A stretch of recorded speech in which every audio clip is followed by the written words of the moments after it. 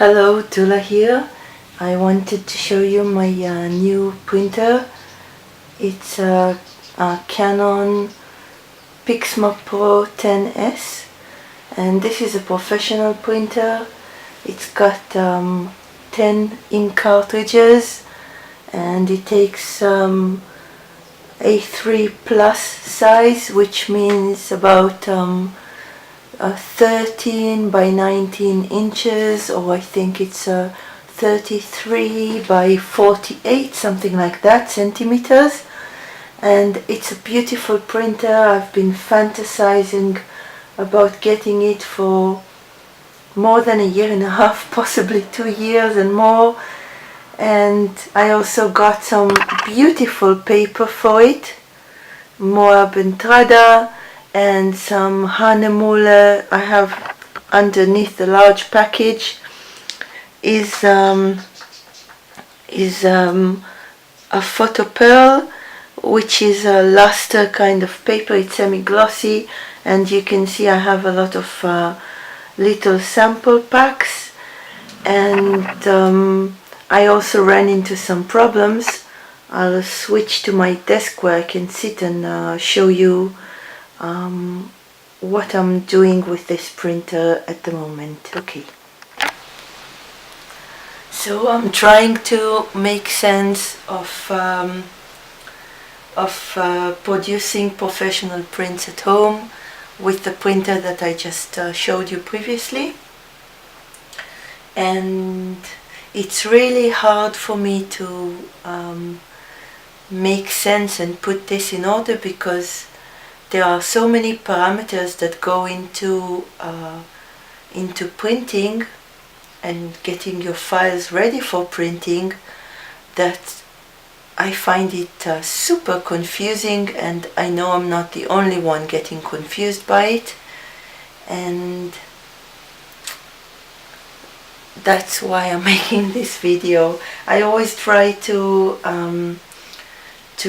understand, read about it and learn about whatever it is, and then try to simplify the subject for myself and implement a sort of working process formula that I can implement unless something is radically different and demands different solutions, so that I know what I'm doing and I know how to approach it and not get confused each time I go to print. Okay, so there are, as I said, a lot of parameters that go into getting your print colors right. First of all, there's your the color settings of your monitor. Then you have the Windows color settings as well. Let's put this under my hand. And then you have the paper and the printer, and these are all ICC profiles, but professional printers as well as high quality printing papers have specific profiles that were written for them, and each profile is the marriage or the match between a specific paper and a specific printer. So my printer has a different profile for this paper than for this paper. Each one is a different profile, and you have to tell your computer for now which specific match you are using. Then you have your image. If you scan an artwork, a lot of times it will get a color profile from the scanner. I think if you save it as TIFF, it comes without a color profile attached. I'm not sure about that. If you take a photograph, if it's a JPEG, it will have a color profile attached, depending on the settings of your camera. And if you shoot in RAW, no profile is automatically attached, I think. But when you open it in Photoshop or in Lightroom or whatever other software you use, then you attach a profile to a raw file, which is the CR2. Then when I open Photoshop, there's the color profile of the workspace, and of course the image when I open it. And when I come to print, as we said, there's the printer plus paper match. And then you also have the color intent, which could be either perceptual or relative colorimetric, which give you different results. So taking all of these parameters and the variations between them and trying to get your print right, especially if your monitor isn't calibrated with professional tools like mine, it's I will do the dishes and clean the house in order to avoid it. Super confusing, really confusing and frightening. Okay, so mostly you will encounter a few specific profiles. I'm talking now about Photoshop and your monitor and Windows, and not the paper plus printer profile. Okay, so you will encounter these names. There's the sRGB, there's Adobe RGB, parenthesis 1998, and there is a ProPhoto. These are the common ones. I also read about, I think it's these letters, I'm not sure the order, I think it's ECI RGB, RGB, sorry, ECI. It's the European Color Consortium, something like that. And the thing is that sRGB is the one that is used for web images. So anything that's meant for the screen is sRGB usually. These are all, I think the Adobe RGB and the ECI are a little similar in the color gamut, and ProPhoto is the largest of them all. The issues, and you think, okay, bigger is better, and I think, oh my god, I've been off screen, I'm sorry. And bigger in this case I don't think is better, and in many cases the gamut is, well, you will see all these graphs and things, colorful things that move on the screen if you check it out. These all have, I'll ignore the ECI for now, so let's look at Adobe RGB and ProPhoto. They both have larger color gamuts than the sRGB. But what happened to me when I tried, and believe me, I tried using them, is that both on screen and in the different software and when trying to print in my older printer, I would get very vivid and saturated colors, too much, and the color was very inconsistent. So I could never tell what result I'm going to get. So I read a lot about it, and I heard some recommendations about sRGB. While it's the smallest of them, the smallest color gamut, it does give me more consistent results. And actually looking at the results, they are fine. And I have lots of color and it's beautiful, and I decided for my simplification of the process to stay with the sRGB for now. So I set my Photoshop workspace to sRGB, and my images, my scans and my raw files, I prefer to leave without a color profile attached. But when I open them in the software, in Photoshop or InDesign or whatever, I give them the sRGB profile. Now, when you come to, I think I also set my monitor and my windows to sRGB.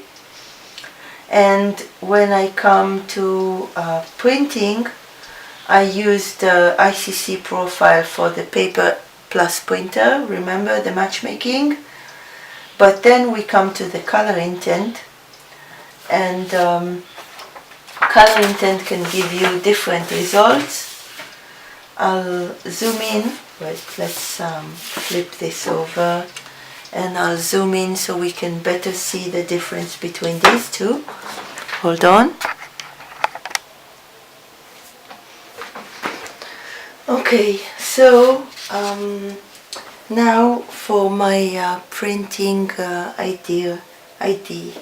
The thing is that I suppose to learn what to do with all these parameters, you can make a lot of test prints and document what you've done and learn what results are best for you.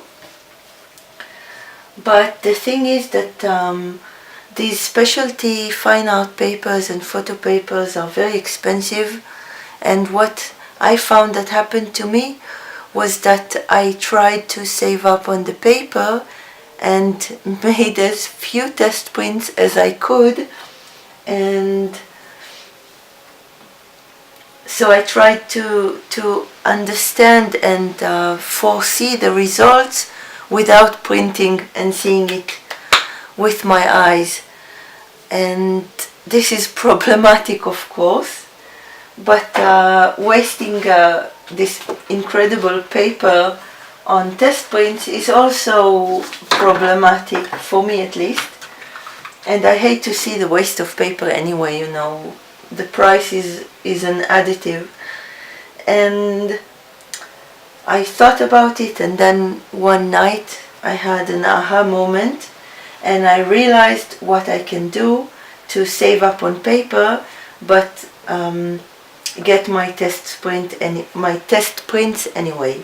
So as you can see in these little squares, I created like a collage of different works of mine, and these are works that I know very well, and I know what the color should be like. So when I see them, I can tell if the color is right or if it's off, more or less, you know. I don't have bionic eyes, but I can see, so I can judge these works very well. So I made my collage, and before this I would print whole pages like A4, or I even made one A3, I think. Do I have it somewhere? I must have it somewhere.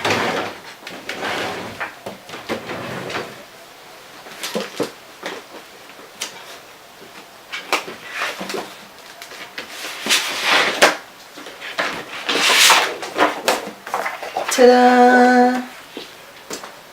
Okay, so this is on the Hahnemuller Luster paper, the Pearl it's called, and you can see that the colors are different from here. Let's look at this.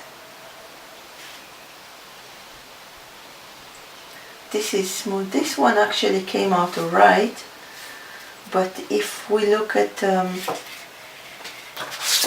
this girl, for example, she looks completely different on the different pages. And what else I have here? The flower. Very different. It's the same flower. Of course you can't see. See here and here? Where is my other one?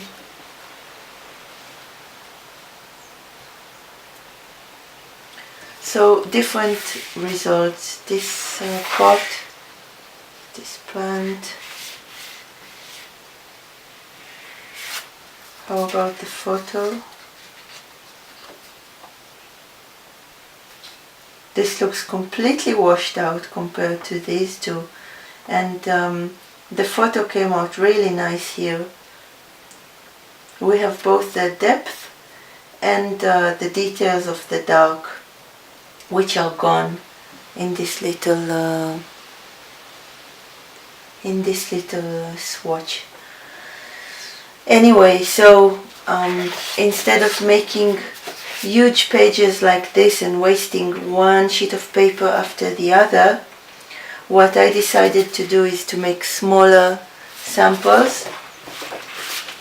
And this is my aha moment. If this is my sheet of paper, let's make it smaller.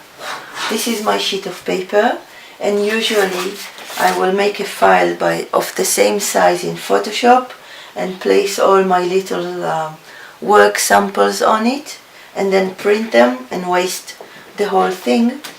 The method I came up with was that I prepare a template and I make, let's say, 4 squares, or simplified. I divide it by 4 and make 4 squares, and in each of these I place the whole of the samples, so they come out smaller, but I can still see them. And so what I do is, initially I only print one. I only print one part of it. So I put the whole page, I feed the page into the printer, but only one of the squares has anything in it. The rest of the page, leave it blank. Then turn this one off and put your images in the second one. So let's say the first one I printed was it's all in sRGB, in perceptual intent, and these can be in different Photoshop files as well. So let's say this was sRGB, perceptual. The next one I hid all the other squares excuse me, and then I copied the samples and printed them with the relative color metric.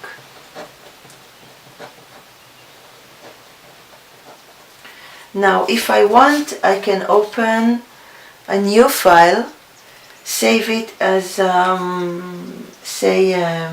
Pro Photo, and bring my images again. Remember, don't convert from one color space to another, just bring it again. And let's say this is perceptual.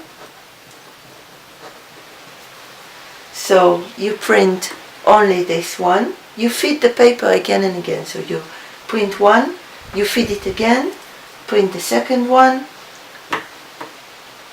print only the third, and then only the fourth. This, for the example, could be Pro Photo